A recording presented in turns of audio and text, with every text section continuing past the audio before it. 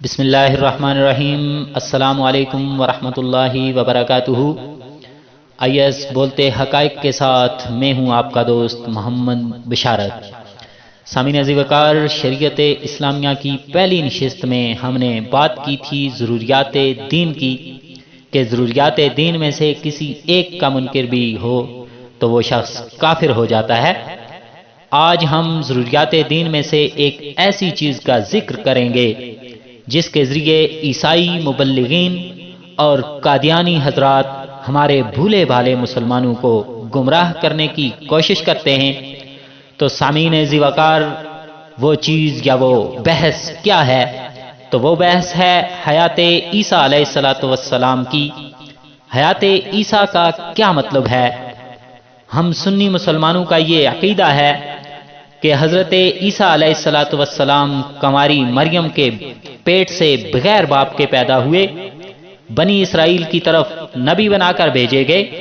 جب یہودیوں نے سازش کر کے آپ کو سولی پر لٹکانا چاہا تو اللہ تعالیٰ نے حضرت عیسیٰ علیہ السلام کو زندہ آسمانوں پر اٹھا لیا۔ وہ ابھی بھی زندہ ہیں، اور قیامت کے قریب جب دجال ظاہر ہوگا تو وہ ہمارے پیارے نبی حضرت محمد صلی اللہ علیہ وآلہ وسلم کے خلیفہ بن کر دوبارہ دنیا میں تشریف لائیں گے اور دجال کے خلاف جہاد کریں گے۔ یہ تو ہوا مسلمانوں کا حیات عیسیٰ علیہ السلام کے متعلق عقیدہ۔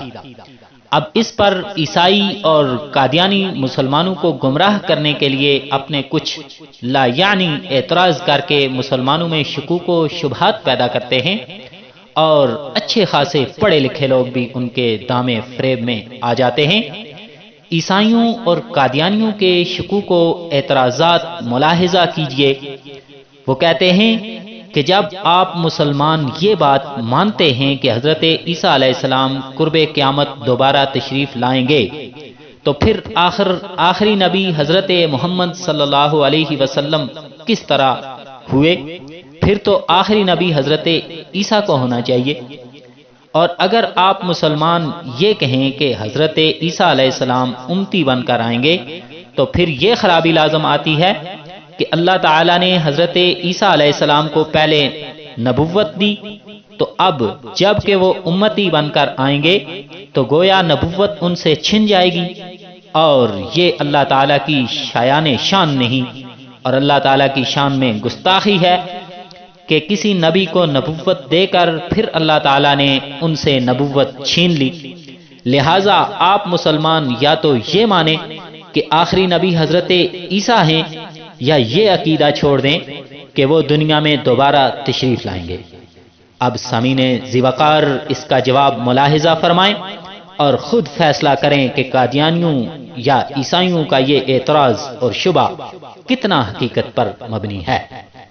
ہم مسلمانوں کا یہ پختہ عقیدہ ہے کہ حضرت عیسیٰ علیہ السلام قرب قیامت تشریف لائیں گے، اور اس پر بھی ہمارا کامل ایمان ہے کہ حضرت محمد صلی اللہ علیہ وسلم اللہ تعالیٰ کے آخری نبی ہیں۔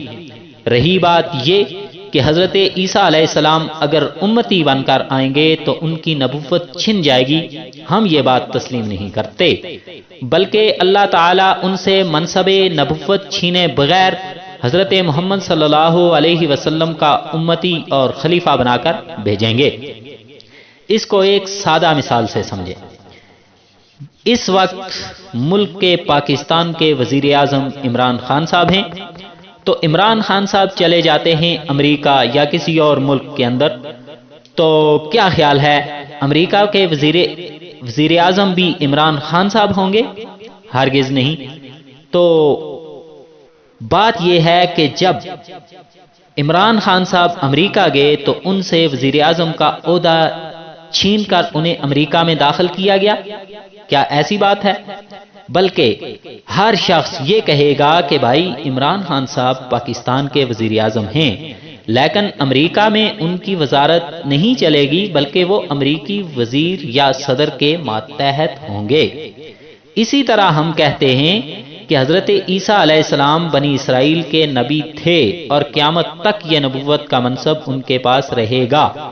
ہاں البتہ جب وہ حضور نبی کریم صلی اللہ علیہ وسلم کی نبوت یعنی امت میں تشریف لائیں گے تو ایک نبی کی حیثیت سے نہیں بلکہ امتی اور خلیفہ کی حیثیت سے آئیں گے۔